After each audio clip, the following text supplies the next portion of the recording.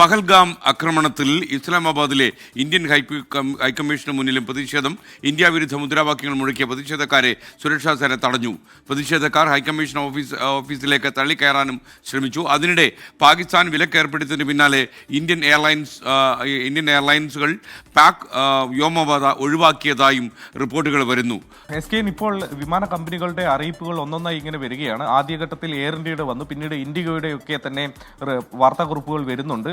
യാത്രക്കാർക്ക് ഇപ്പോൾ ഉണ്ടാവാൻ പോകുന്ന ബുദ്ധിമുട്ടുകളോട് സഹകരിക്കണം. നിലവിൽ വ്യോമപാത അടച്ചതോടുകൂടി തന്നെ പാകിസ്ഥാന് മുകളിലൂടെയുള്ള സഞ്ചാരം ഇനി സാധ്യമല്ലാതാവും. ഇങ്ങനെ ഒരു പ്രഖ്യാപനം പാകിസ്ഥാന്റെ ഭാഗത്ത് നിന്ന് വന്നതിന് തൊട്ടു പിന്നാലെയാണ് എയർലൈനുകൾ റൂട്ട് മാറ്റി തുടങ്ങിയത്. ഇപ്പോൾ പാകിസ്ഥാനെ ഒഴിവാക്കി അറബിക്കടലിലൂടെ ഗുജറാത്തിലൂടെ ഇന്ത്യയിലേക്ക് കയറുന്ന തരത്തിൽ അതിന്റെ റൂട്ട് മാറുന്നുണ്ട്. അങ്ങനെയെങ്കിൽ യാത്രാ സമയം അതിനനുസരിച്ച് കൂടുകയും ചെയ്യും. അത്തരത്തിൽ ഉണ്ടാകുന്ന ബുദ്ധിമുട്ടുകളോട് യാത്രക്കാർ സഹകരിക്കണം എന്നതാണ് എയർലൈനുകൾ ഇപ്പോൾ ആവശ്യപ്പെടുന്നത്.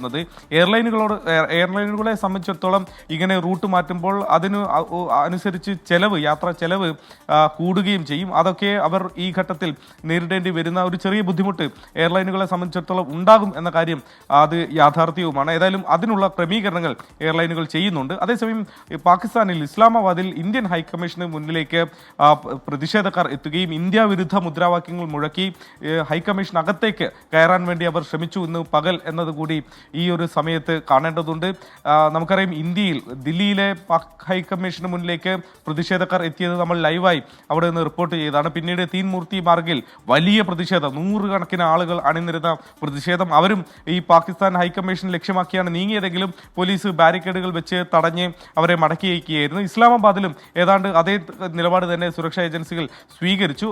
ഹൈക്കമ്മീഷനകത്തേക്ക് ആളുകൾക്ക് പ്രവേശിക്കാൻ കഴിയാത്ത വിധം അവരെ തടഞ്ഞ് മടക്കി അയക്കാൻ കഴിഞ്ഞു. പക്ഷേ ഇന്ത്യ വിരുദ്ധ മുദ്രാവാക്യങ്ങൾ ഇങ്ങനെ ഇന്ത്യയിൽ ഒരു ആക്രമണം നടത്തിയതിന് പിന്നാലെയും ഇസ്ലാമാബാദിൽ ഉയരുന്നു എന്നത് അത് ഇന്ത്യയെ സംബന്ധിച്ചിടത്തോളം പ്രകോപനപരമാണ്. ഏതായാലും ഇന്ത്യ ഒരു ആക്രമണത്തിന് തുനിയുകയാണെങ്കിൽ ഞങ്ങൾ തിരിച്ചടിക്കും എന്ന ഒരു വാദമാണ് ഇപ്പോൾ പാകിസ്ഥാന്റെ പ്രതിരോധ മന്ത്രി ഖവാജ ആസിഫ് ഇപ്പോൾ നടത്തിയിട്ടുള്ളത്. അങ്ങനെ ഒരു സാഹചര്യം വന്നാൽ അന്താരാഷ്ട്ര സമ്മർദ്ദങ്ങൾക്ക് ഞങ്ങൾ അടിമപ്പെടില്ല എന്നുകൂടി ഒരു വെല്ലുവിളി അദ്ദേഹം മുന്നോട്ട് വെക്കുന്നുണ്ട്.